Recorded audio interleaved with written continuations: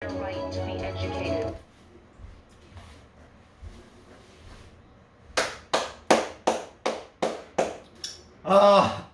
안녕하십니까. 매일매일 운동하기를 실천하고 있는 동탄 왕코입니다. 오랜만에 왔죠. 한 3주 흘렀을까요? 2주 넘게 흐른 것 같은데, 자, 일단 오늘은 6월 9일, 오늘 6월 9일이죠. 6월 9일 목요일? 예. 아이고. 6월 9일 목요일입니다. 운동을 못했어요. 못한 이유가 목에 담이 와가지고 또 담이 와서 지금 한의원을 열심히 다니고 있습니다. 근데 지금 일단은 통증은 다 사라졌어요. 그래서 오늘 운동을 해보려고 합니다. 그 이전에 제가 담이 왔을 때 제 팔굽혀펴기 자세랑 턱걸이를 한참 많이 했었는데 턱걸이의 자세가 문제가 있는 줄 알고 담이 왔었을 때 턱걸이랑 팔굽혀펴기를 많이 안 했어요. 턱걸이는 거의 끊었다시피 했죠. 근데 이번에는 제가 담이 온 게 제 마지막 영상을 보시면 아시겠지만 여기에 여기랑 여기 주사를 맞아서 제가 멍이 들어서 팔굽혀펴기를 일치 안 했어요. 오로지 스쿼트랑 레그레이즈만 했단 말이에요. 복근 운동. 근데 갑자기 담이 왔습니다. 목에. 역시나 팔굽혀펴기와 턱걸이를 저만큼 하는 걸로는 담이나 어떻게 신체적인 무리가 오지는 절대 안 오니까 부담 없이 해야 되겠습니다. 담이 왜 온지는 잘 모르겠어요. 한의원에 갔을 때는 뭐 골반이나 이쪽이 문제라고 하는 것 같은데, 어쨌든 지금 몸이 다 회복됐기 때문에 스트레칭하고 팔굽혀펴기를 조금씩 해서 최대한 일단은 몸 컨디션을 끌어올리도록 하겠습니다. 요즘 뭐 근황이 뭐가 있을까요? 3년 만에 오픽을 봤습니다. 코로나 이후로 처음으로 보는 오픽 시험이었는데 또 IH가 나왔습니다. 그 AL의 단계는 너무 높은 것 같아요. 일단은 저는 시험 볼 때 6-6으로 시험 봅니다. 질문 제일 높은 등급으로 시험을 보고 스크립트는 따로 준비를 안 해가요. 그때 제가 하고 싶은 거를 고르는데 뭐 항상 뭐 똑같죠. 뭐 조깅, 뭐 영화 관람 뭐 이런 걸 하는데, 일단 중요한 거는 제가 14번이랑 15번을 스킵을 했어요. 심지어 14번은 엉뚱한 대답을 했어요. 질문에 대한 대답을 안 하고 이상 다른 대답을 했고 15번은 그냥 스킵을 했는데 IH가 나왔습니다. 뭐 다른 유튜버를 보니까 14번이랑 15번 문제를 그냥 스킵해도 AL이 나온다고 합니다. 그래도 일단 저는 그분들처럼 영어를 엄청 잘하는 게 아니기 때문에 다음 시험에 다시 등록을 했거든요. 이번 달 말에. 그때는 꼭 14번이랑 15번을 대답을 하는 걸 목표로 하도록 하겠습니다. 13번 질문에서 멘붕이 와가지고 여행 얘기했는데, 라오스 여행 간 거 얘기했는데 갑자기 짚라인을 설명을 하고 싶은 거예요. 그래서 막 짚라인이 뭔지에 대해 설명을 하려고 하는데 거기서 갑자기 왜 그걸 설명하려고 하는지 참. 아무튼 그렇습니다. 스트레칭 하겠습니다. 미국은 요즘에 핫하죠. 총기 사건 때문에 설전을 벌이고 있습니다. 여러 패널들이. 그리고 우리나라는 지금 주유소의 기름값이 2,000원 이하인 곳이 찾기가 힘들죠. 그렇습니다. 일단 운동하겠습니다. Her and her family are eating dinner out someplace, and she gets accosted by a group of people at a restaurant that can't sit and have dinner with her family. I think unless that was a precursor in your mind to this. and like Kristen Cinema, like you can't. That's when you were civility. That's but not it is incivility. But no, it is incivility. But then, where's the line drawn? Right? When you have politicians saying follow people, make them uncomfortable, right? Both on the Republican side, the Democratic side, people have said to do those types of things, and I think you have to decry that and call it out, because that leads to this type of thing, right? If you say go shout down politicians, go make them feel uncomfortable, go protest outside. We all saw the protests outside the justices' homes here a few weeks ago, and the marshals showed up and had to make those people disperse. And so it's a fine line you get between that and some crazy guy showing up at 2 in the morning and the marshals catching him before he breaks into Breck. What is that draw the line? Yeah. on homes Oh. versus, I mean, protesting people at a workplace, right? Standing out outside the Supreme Court saying, Fine. this is not okay, versus going to a house. Like, where's the line for you? And you served in public office. Well, I don't think it's cool to go to someone's house and do that, but it's different. I mean, honestly, it's than different having than a a violent gun. threat. I mean, Or Like, at a restaurant, right? Or on the train. but where do or in a you draw public that line? place. Where do you draw the line? Personally, of course, I think that people should be civil and not act that way. But I think there's an enormous difference between just being a jerk, following someone into the Being bathroom. a jerk is probably and- constitutionally protected. That Yeah. is probably true. It's also being a jerk might be a characteristic That's of the Washington distinction. D.C. Jerk. But here's the thing: Yeah. we talked to Andrew McCabe, the former FBI director, just a moment ago, and his point was the idea of it was the confluence of these two factors: the increase of accessibility to guns, and the idea of people resorting to believing they're entitled to Right. air out their grievances and solve them. And so, if you have that sort of intersection going on, where do you go from here? Right. Well, your point's well taken, right? The first is you're constitutionally protected, right? You can petition the government for redress of grievances. It's in the First Amendment protected. But where do you do it? But isn't that the following and saying, I want to address this with you right now, I'm sorry you're eating your meal? Right, I know, but that's the thing. Where is it acceptable? Where does society deem that acceptable? Well, How is it for acceptable? example, on let's vacation say- with your family? Is that Let's say acceptable? family planning or abortion clinics, right? That was a real issue about how Right. what you could and couldn't do.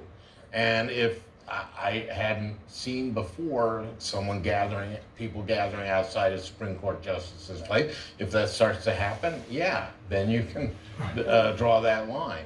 But Well, I that- mean, and look, we should say out front, the Biden administration, Jen Psaki got up and said, like, this is fine, this is cool. And part of that's because their political base would get really angry if they said anything else. But You know, she but did like, say it was cool to protest that. right, but like at some point, you know, when are adults standing up in the room? Well, that's why you need our Congress to set those lines. They're the ones who make the laws. They will draw those lines, and will they be the appropriate ones? I want to thank Casey Hunt and Al Franken and David Urban. Great hearing from all of you. We'll be right back.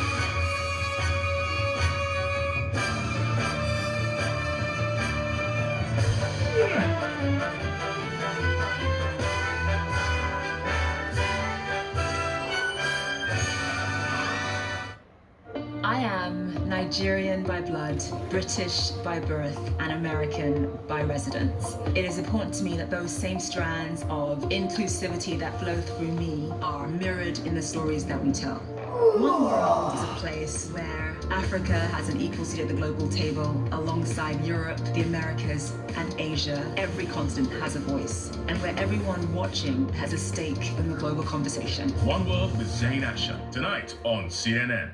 June 20th, a CNN concert event. Let's celebrate, educate, and lift every voice. Juneteenth, a global celebration for freedom. Live from the Hollywood Bowl, only on CNN. Friday, new details on what happened inside the White House during the Capitol attack. The January 6 hearings. Live coverage starts Friday on CNN. This is CNN. More people get their news from CNN than any other news source. 와 힘들다.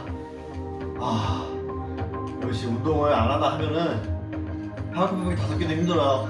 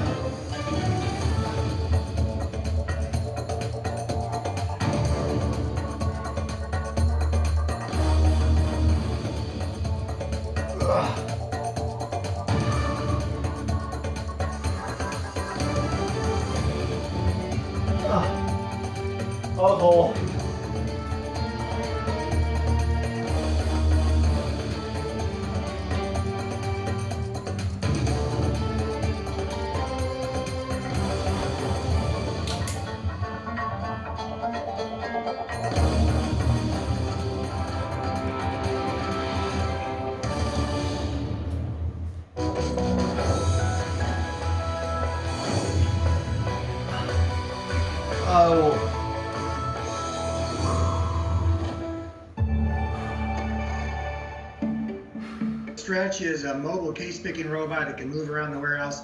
It has vision integrated with it, but it also has a manipulator. And so in terms of the jobs it's doing, it's the first manipulation robot that's mobile for the warehouse. We see the future being adding mobility to more and more dexterous manipulation. So right now we can manipulate a box, and that's still a fairly basic manipulation task. But if we build better end effectors or better hands, we might be able to start picking up more complicated parts, maybe playing a role, moving parts around a manufacturing facility instead of just a warehouse, or operating and doing repair work in a dangerous environment where a person can't go. Maybe you really need dexterous manipulation to figure out why a piece of equipment is failing, and it's clear across the country. And you don't have to go because a robot can be there.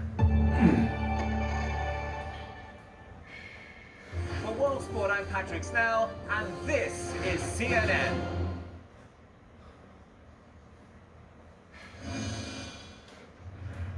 Hey, thanks for watching. I'll be back Friday night. So please join CNN tomorrow for Attack on Democracy. The January 6th hearings are live. Special coverage begins at 7 p.m. Eastern. Don Lemon Tonight starts right now. Hey, Don Lemon. Hi, and we'll be here late into the evening covering it for you on this very program, and we're going to look forward now to what's going to happen tomorrow. Thank you, Laura. I'll see you on Friday. This is Don Lemon Tonight, and on the eve of the first public hearing by the committee, I should say, investigating what happened on one of the darkest days in our history. That's January 6th. We have brand new audio tonight of what Republican lawmakers were saying just days after the attack on our Capitol. This comes from the New York Times reporters Alex Burns and Jonathan Martin, and their book, This Will Not Pass. I'm going to talk to them in just a moment right here on this program. You don't want to miss that. But I want you to hear Kevin McCarthy describing what happened when he was evacuated from his office and how he called the then president to tell him to call off those rioters. I made a phone call to the president, telling him what was going on, asking him to tell these people to stop, to make a video and go out. And I was very intense and very loud about it. He did put a tweet out, and later he did put a video out. I told him I didn't like the video put out later, but the second day I wish that video was first.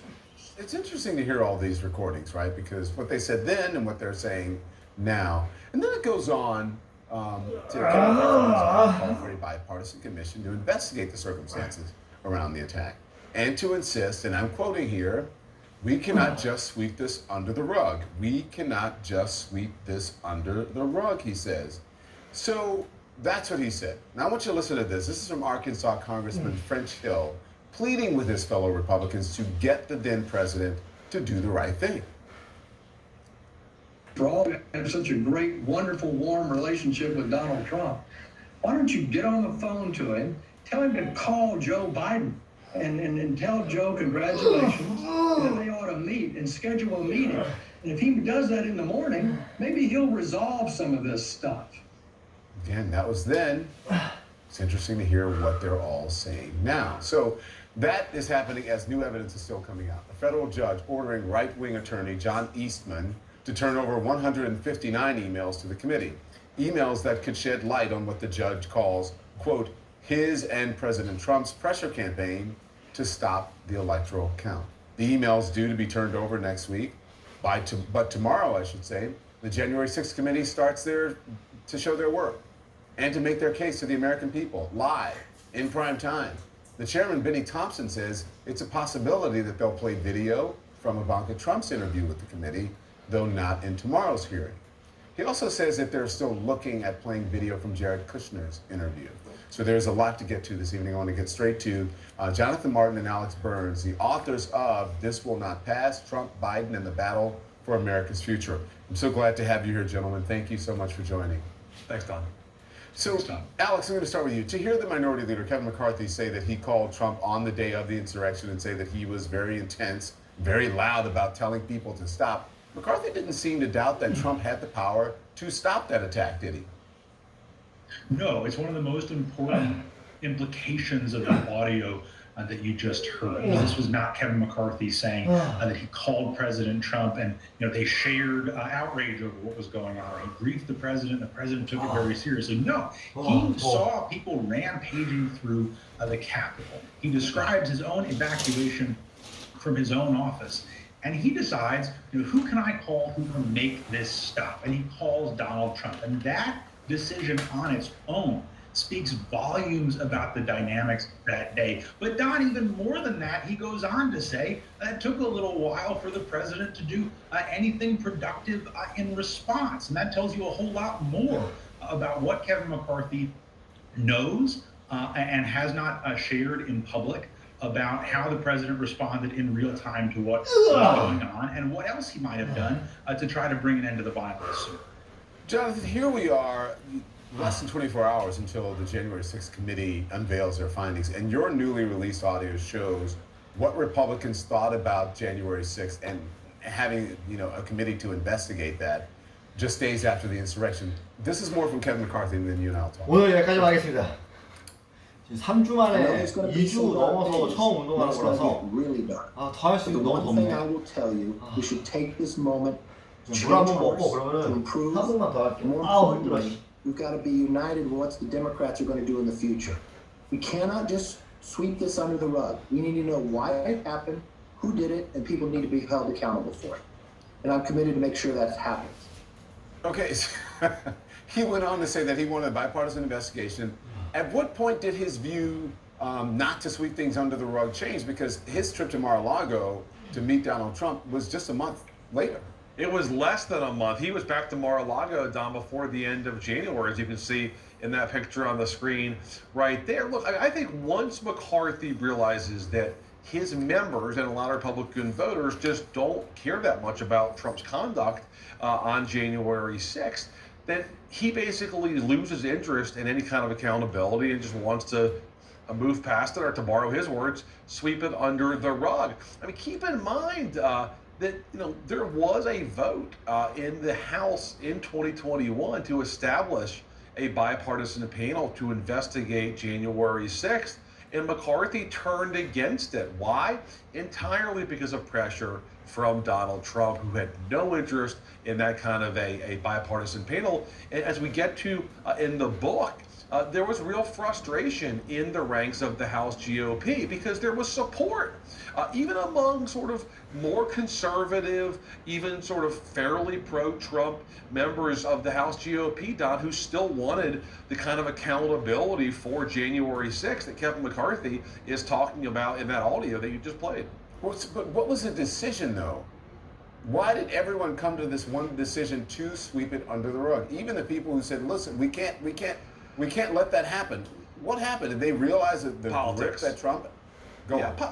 Politics. Look, they realized that talking about Donald Trump and holding him accountable was going to divide their party, and that they were better off talking about Joe Biden and criticizing Democrats. And that just was what their voters wanted to hear, and to their eyes, that made more sense politically, and so that's what they did. I just don't think it was any more complicated than a straight, very raw calculation based on the politics. And we go into this in the book at some length. I mean, I think that the mindset in the days after January 6th in both the House and Senate was, let's hold Trump accountable, and that changed pretty rapidly once the leaders realized that their voters didn't want accountability. Alex, you said politics as well. Let me play this clip and then let you respond, because this is a heated exchange. This is Representative Jamie Herrera Butler confronting Representative Lauren Boebert for tweeting information out in real time about where members of Congress were. Here it is.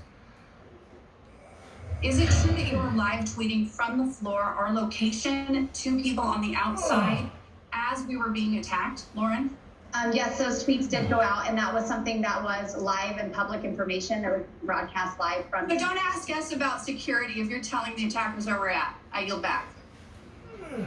So that was something that was being broadcast live from C-SPAN, and once we were on the move, there was absolutely nothing else that was broadcast. Alex, what does that exchange reveal to you? Look, I think it reveals the extraordinary tension even between Republican members of Congress in the days after January 6th. You know, Don, this is something that Republicans certainly have swept under the rug. It's something Democrats used to talk about a little bit more openly than they do today, is the fear in those days, and in some cases up until today, there may be folks in Congress who represent security threats themselves, whether that's because they are carrying firearms around the Capitol complex or bringing in people who might be carrying firearms. We report in the book that in the days after January 6th, House Democrats were desperately trying to change the screening procedures around the inauguration, change the method that Joe Biden was going to use to travel from Delaware to Washington because they were afraid about an attack on the incoming president. Just this climate of incipient violence was everywhere, and it was within the House Republican conference.